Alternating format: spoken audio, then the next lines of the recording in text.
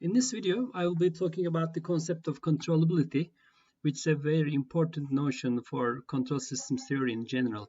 So for designing a controller for a system, obviously it needs to be controllable for us to be able to reach our goals in designing the controller. There's a more relaxed condition, stabilizability. Sometimes, even though the system is not fully controllable, a stabilizable system will also be acceptable for many purposes. And then in the rest of the video, I will be going over some important concepts from linear algebra. Okay, so we have a system in state space form with given A and B matrices. And we have a static full state feedback controller in this form. So the control signal is composed of a linear combination of the state variables of the system. So we take this controller and apply it to our system. Then the system in closed loop form can be written in this equation. So there's no external input to the system anymore. So the control loop is closed, and the system has this dynamics. The new system, the closed loop system, has a new system matrix A minus BK. So the characteristic equation for the system is then given by this equation, the determinant of the matrix Si minus this new system matrix, which gives this equation. Then we have the following definitions for controllability. I will mention two definitions for controllability. The first one is basically just explains the concept of controllability. So let me just read through here. The pair AB is controllable if there exists a control signal U of t such that the state of the system can be driven from any initial condition x0 to any final condition xf in a finite time interval. So this basically tells you that if a system is controllable, you should be able to change the state of the system in any way you want in a finite time interval. Well, from a mathematical point of view, this makes sense. But if you consider physical systems, you have to understand that this is limited to linear systems. For example, again, if we give an aircraft example, if one of your state variables is angle of attack, we know that angle of attack can only be in a certain interval for aerodynamic forces to be within a certain range, and that means you cannot really expect to take the angle of attack from the initial condition to any value you want. You should limit yourself to the range of operation where the aircraft can operate as expected.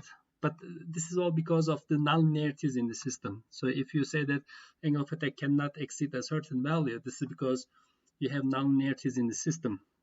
So if you consider a linear system, then obviously there will be no limitations. And in that case, this definition makes sense. You should be able to change the state of the system in any way you want. From any arbitrary initial condition, you should be able to take it to any arbitrary final condition in finite time by applying a proper control input to your system. The second definition I'm going to give is a more mathematical definition. So this definition basically tells us when a system becomes controllable. So what should we check, or how can we understand that if a system is controllable or not? Because the first definition is more conceptual. And you need a mathematical tool which will tell you when the first definition is satisfied.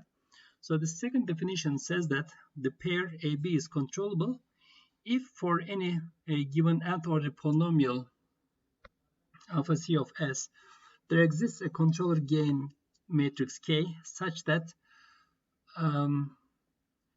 this given nth order polynomial can be satisfied by the characteristic polynomial of the system. In other words, the second definition tells us that if your system is controllable, then you can make the characteristic polynomial of the system to be any polynomial you want by just applying a full state feedback controller.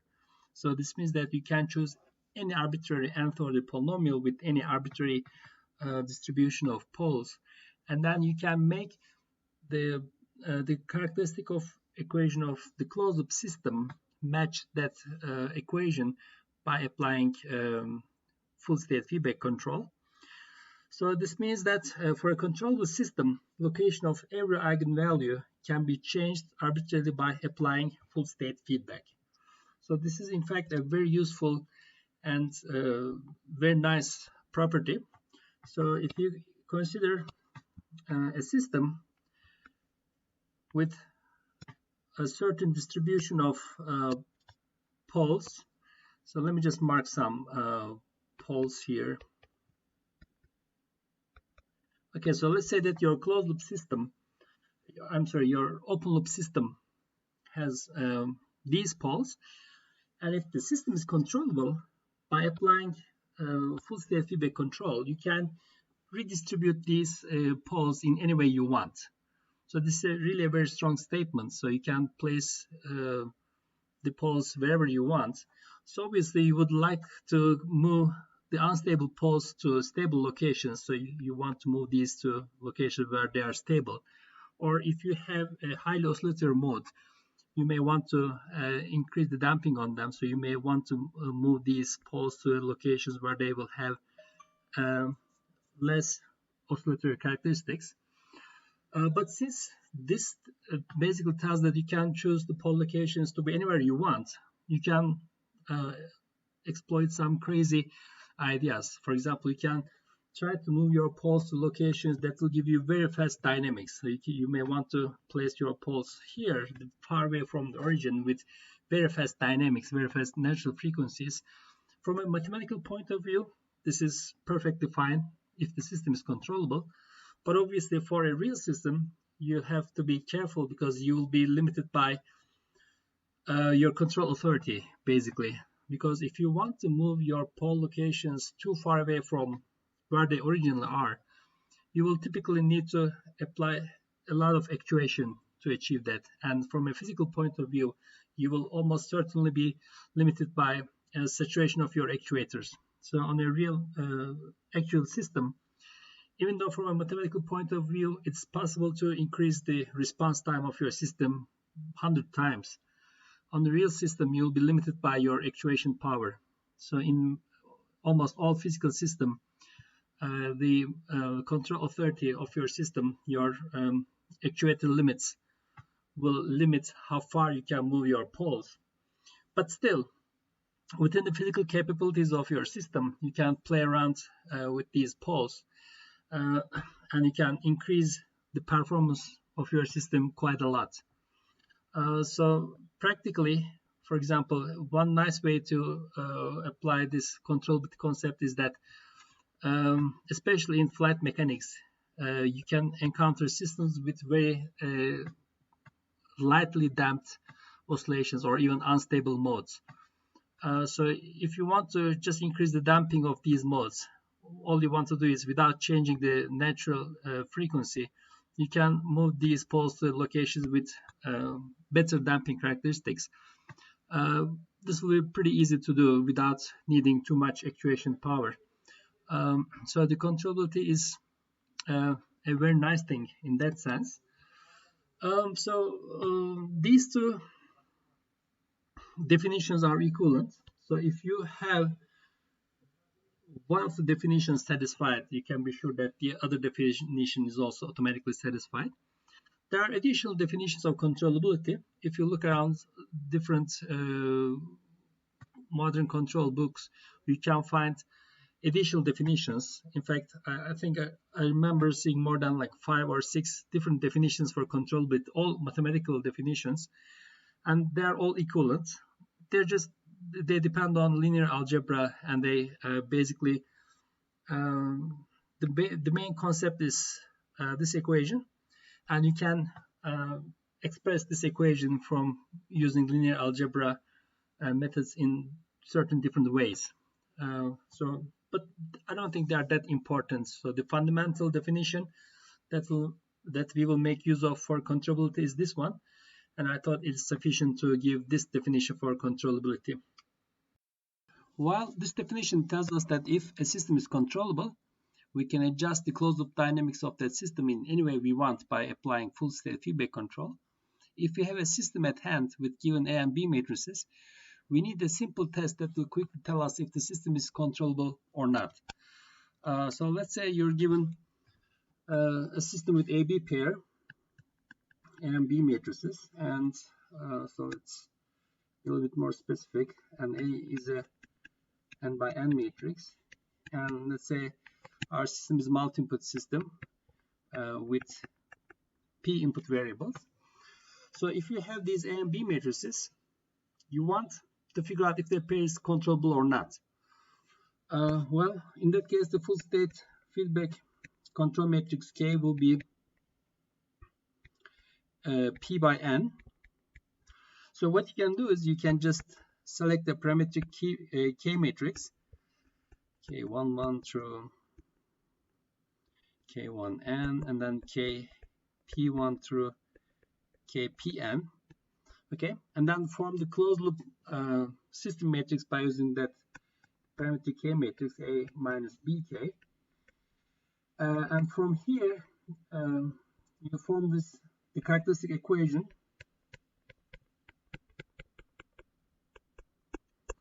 So that will be a polynomial of lambda where the coefficients are functions of these K parameters. And then you can try to figure out if you can adjust all the coefficients of the characteristic equation by using these K parameters or not. So if you can figure out that you can, then you can conclude that the system is controllable. But obviously that would be a very tedious process, especially if you have a high order system. So basically we need a simpler test that will tell us whether the system is controllable or not based on just the A and B matrices. Luckily, there's such a simple test for controllability, and hopefully you're already familiar with this test for controllability. It's a very common test. Well, you form what is known as the controllability matrix, as shown here. You form this matrix by putting the B matrix A and B, A squared B, up to A to the power n minus 1 times B. And if you consider the dimensions of these matrices, B matrix has n rows and p columns. Then you have A times B, which again has obviously n rows and p columns.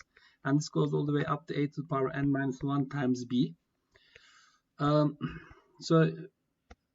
in the end, this is a matrix with n rows and n times p columns. So this is known as the controllability matrix. You form this matrix and you check the rank of this matrix. So the rank of this matrix can be at most n. And if it turns out that this controllability matrix is full rank of n, then you can conclude that your system is controllable. Well, this is a simple enough test, but unfortunately it only gives a yes or no information. So in other words, you have n eigenvalues in your system, and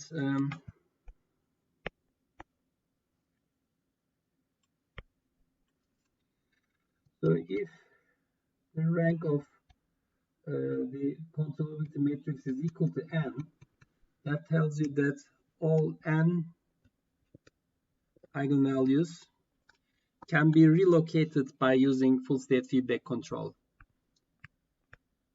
So you can replace all the eigenvalues in your system arbitrarily by applying full state feedback control. And let's remember what rank of a matrix is. The rank of a matrix is equal to the maximum number of linearly independent rows or columns in your matrix. So depending the number of linearly independent rows and columns can be used to define the row rank and column rank of a matrix. However, these are equal to each other. So the row rank of a matrix is equal to its column rank, and so we can just simply call it the rank of your matrix. Okay, so what if the rank is not n? So let's say if rank of your controllability matrix is equal to let's say L, which is less than N, then that will mean that only L eigenvalues can be relocated, and the remaining N minus L eigenvalues cannot be replaced, and hence the system is not fully controllable. However, this test doesn't tell you which eigenvalues are controllable and which eigenvalues are not, and that information is pretty critical. There's a second test, and this test tells us which modes are not controllable if the system is not fully controllable. This is also known as the eigenvector test, and the test goes as follows. The pair AB is controllable if and only if there exists no left eigenvector of A that is orthogonal to all the columns of B. So you have your matrix A, and P is a left eigenvector corresponding to eigenvalue lambda. So for every eigenvalue, you obtain this left eigenvector, and for that eigenvector, this should not be true. It should not be orthogonal to all the columns of the matrix B. So if you perform this multiplication, P transpose times B, it should not be equal to 0. And if it is equal to 0, this should be only because the P itself is 0. So for any eigenvector, you should have this condition. So how you use this test is as follows. Well, you first check the controllability from the controllability matrix, and if it turns out that the system is not controllable, then you move on to the second test. You find all the eigenvalues and the corresponding left eigenvectors. Then for each left eigenvector P, you check this multiplication. If this P transpose P is not equal to 0, then you conclude that the corresponding eigenvector eigenvalue is controllable. But if this is equal to 0, then that mode is not controllable. So you check all the eigenvalues and eigenvectors, and if you find out that for any eigenvector, or if the system is not controllable, for some eigenvectors this will be true, and the corresponding eigenvalues are the ones that are not controllable. So let's say you have a system with a number of eigenvalues. Let's say that your eigenvalues are here. And then by applying the controllability test, you find out that out of all the eigenvalues, there's one of them which is not controllable. And the second test will tell you which one of these eigenvalues is the uncontrollable one. And by applying test, you will find out, you will discover the uncontrollable mode.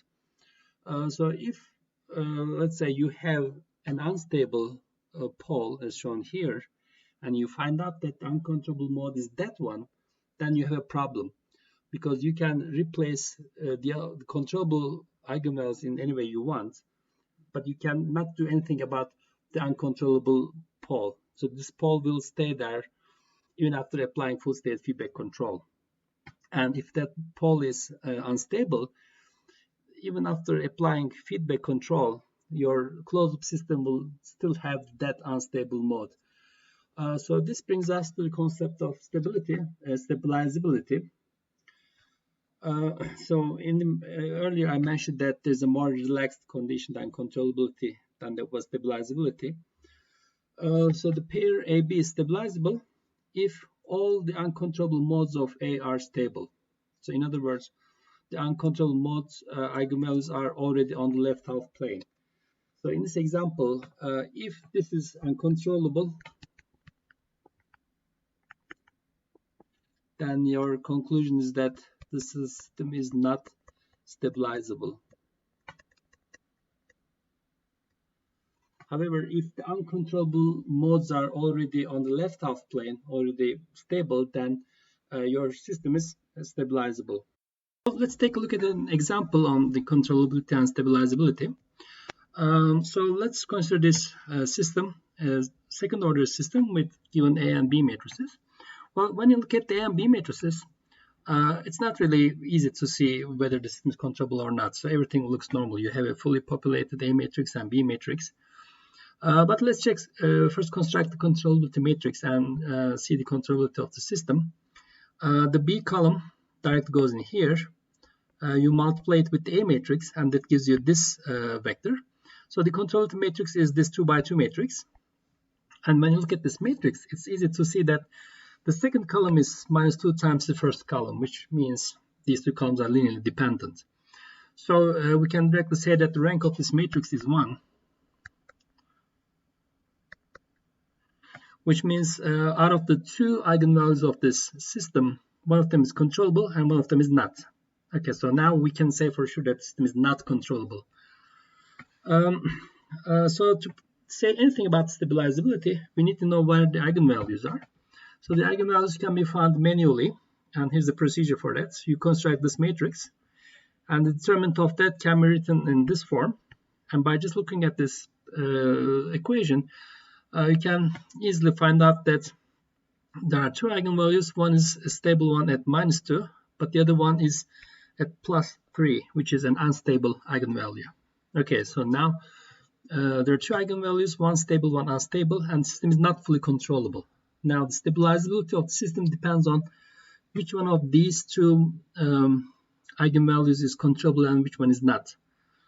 Okay, so to find out that, we need to apply the eigenvector test. So first, let's find the eigenvector for this. So this is the critical one, right? This is the unstable one. To find, we find the eigenvector here manually. Let the eigenvector be composed of these two unknowns, x and y, and we put it into this equation. And from that equation, we find the eigenvector as x is equal to y. So the eigenvector is in this form. These are equal to 1, and you can put any value here, and any vector along this direction is an eigenvector for that. And when you multiply that with the B matrix, as the test says, you get 0. Okay, so you have a non-zero eigenvector, but it is orthogonal to the B matrix, which means that this mode is not controllable. And this was the unstable mode, remember? So the unstable mode is not controllable, and we can then conclude that this system is not stabilizable. So what this really means is, by applying full state feedback control, we can actually change the location of the controllable eigenvalue, which was the stable one at minus 2. However, we cannot change the location of the unstable eigenvalue at plus 3.